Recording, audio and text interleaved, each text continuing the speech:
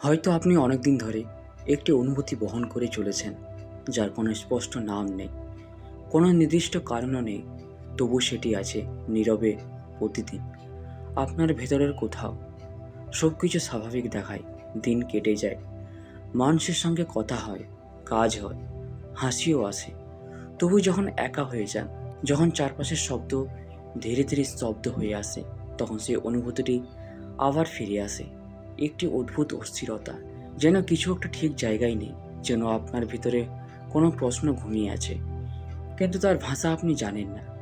আর সবচেয়ে অদ্ভুত বিষয় হলো, আপনি হয়তো বহুবার এর কারণ খুঁজেছেন, ভাবছেন হয়তো ক্লান্তি, হয়তো চাপ, হয়তো কোনো পুরনো স্মৃতি, হয়তো ভবিষ্যতের চিন্তা, কিন্তু প্রতিবারই মনে হয়েছে এগুলো পুরো উত্তর নয়।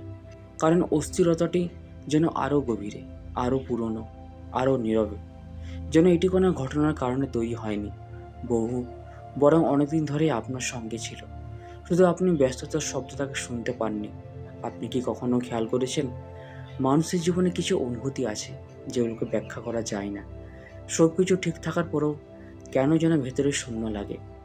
সব কিছু পাওয়ার পরও কেন যেন কিছু একটা অনুপস্থিত মনে হয়। সবাই পাশে থাকার পরও কেন যেন একা লাগে। এই অনুভূতিগুলো দুর্বলতার লক্ষণ নয়, এগুলো অনেক সময় একটি গভীর সত্যের লক্ষণ। একটি সত্য যে এখনো পুরোপুরি প্রকাশ পায়নি। হয়তো সে কারণেই সম্প্রতি কিছু জিনিস আপনাকে আগের মতো আনন্দ দিচ্ছে না। যে লক্ষ্যগুলোর জন্য একসময় এত দৌড়েছিলেন, সেগুলো এখন কিছুটা দূরের মনে হচ্ছে। যে স্বপ্নগুলো একসময় আপনার পরিচয়ের অংশ ছিল, সেগুলো এখন আর আগের মতো স্পষ্ট নয়। কারণ কখনো কখনো অস্থিরতা জন্মায় না কিছু হারানোর কারণে।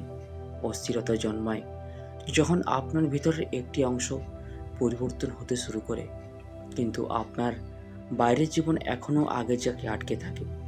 ভাবুন তো, একটি নদী যদি নতুন পথে প্রবাহিত হতে চায়, কিন্তু তার চারপাশে পাথরগুলো এখনও পুরনো পথ ধরে রাখতে চায়, তাহলে কি হবে?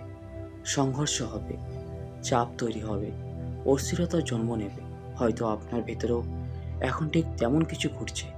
একটি অংশ এগিয়ে যেতে চাইছে, একটি অংশ জেগে উঠতে চাইছে, একটি অংশ এমন কিছু স্বীকার করতে চাইছে যে আপনি বহুদিন ধরে এড়িয়ে যাচ্ছেন। কিন্তু অন্য অংশটি ভয় পাচ্ছে, কারণ সত্য পরিবর্তন আনে, আর পরিবর্তন সবসময় আরামদায়ক নয়। এ কারণে অনেক সময় মানুষের জীবনে সবচেয়ে গুরুত্বপূর্ণ রূপান্তরের শুরুটা উদ্দীপনা দিয়ে নয়, অস্থিরতা দিয়ে শুরু হয়। কারণ পুরনো পরিচয় ভেঙে পড়তে শুরু করে, পুরনো বিশ্বাস দুর্বল হয়ে যায়, পুরনো উত্তরগুলো আর কাজ করে না। আর তখন মানুষ ভাবে, আমার কি হচ্ছে, আমি এমন অনুভব করছি কেন? কিন্তু হয়তো প্রশ্নটি অন্যরকম হওয়া উচিত।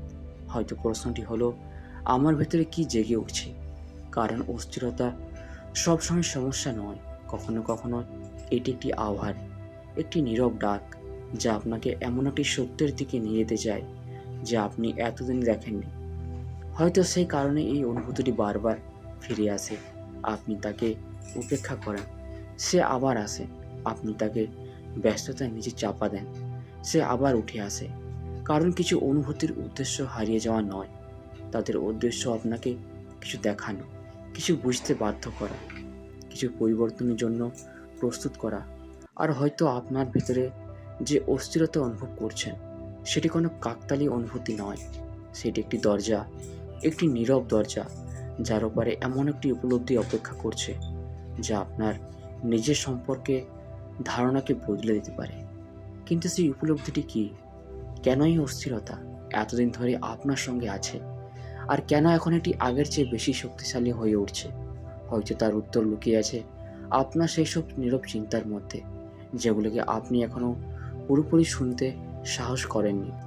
হয়তো আপনি বহুবার চেষ্টা করেছেন এই অনুভূতিটাকে ব্যাখ্যা করতে, নিজেকে বোঝাতে, কোনো একটি কারণ খুঁজে বের করতে, কিন্তু প্রতিবারই যেন কিছু একটা বাদ পড়ে গেছে।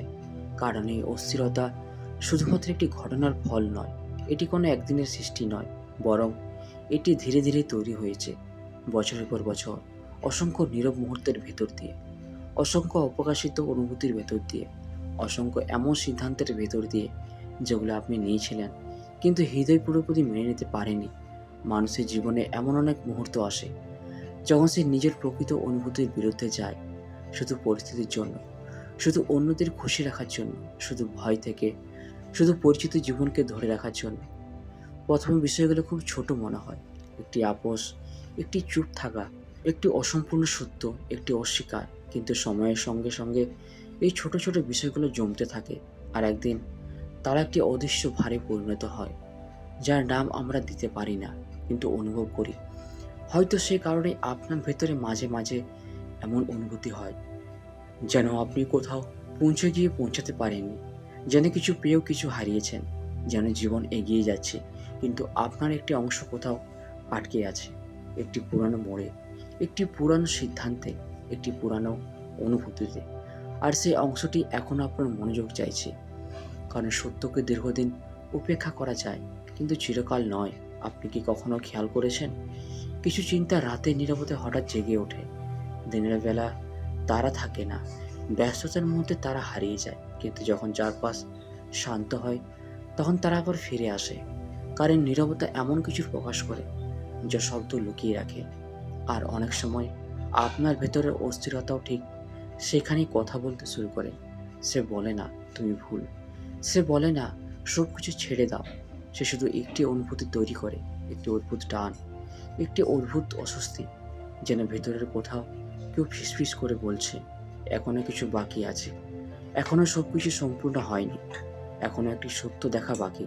হয়তো এই কারণে সম্প্রতি কিছু পুরনো স্মৃতি আবার ফিরে আসছে, কিছু প্রশ্ন আবার জেগে উঠছে, কিছু অনুভূতি যেগুলোকে আপনি অনেক সময় বিদায় জানিয়েছিলেন সেগুলো আবার দরজায় কড়া নাড়ছে। কারণ আপনার মন নয়, আপনার গভীর সত্তা কিছু বলতে চাইছে। আর সে বার্তাটি যতদিন শোনা না হয় অস্থিরতা ততদিন থাকবে। কিন্তু এখানে সাইকোলজিক্যাল রহস্যটি আরও গভীর হয়। কারণ অনেক সময় মানুষ ভাবে অস্থিরতার কারণ বাইরের পৃথিবী, কোনো মানুষ, কোনো পরিস্থিতি, কোনো ব্যর্থতা, কোনো হারিয়ে যাওয়ার সুযোগ। কিন্তু বাস্তবে সবচেয়ে গভীর অস্থিরতা জন্মায় তখন যখন আমরা নিজের কাছ থেকে দূরে সরে যাই, যখন আমরা এমন একটি জীবন বাঁচতে শুরু করি যা বাইরে থেকে ঠিক দেখায় কিন্তু ভেতরে ভেতরে আমাদের সত্যিকারের সত্তার সঙ্গে মেলে না। আর তখন আত্মা প্রতিবাদ করে না, চিৎকারও করে না, সে শুধু অস্থির হয়ে ওঠে। কারণ সেটি তার ভাষা, একটি নীরব সংকেত, একটি অভ্যন্তরীণ সতর্কতা, একটি অদৃশ্য কম্পন যা বলে তুমি নিজেকে হারিয়ে ফেলেছ, ফিরে তাকাও, শোনো, অনুভব করো। হয়তো এই কারণেই আপনার বর্তমান অস্থিরতাটি এত গভীর মনে হচ্ছে, কারণ এটি শুধুমাত্র বর্তমানের নয়, এটি বহু বছরের জমে থাকা নীরব সত্যের প্রতিধ্বনি। আর হয়তো আপনি এখন এমন একটি পর্যায়ে পৌঁছেছেন যেখানে সেই সত্য লুকিয়ে থাকতে পারছে না।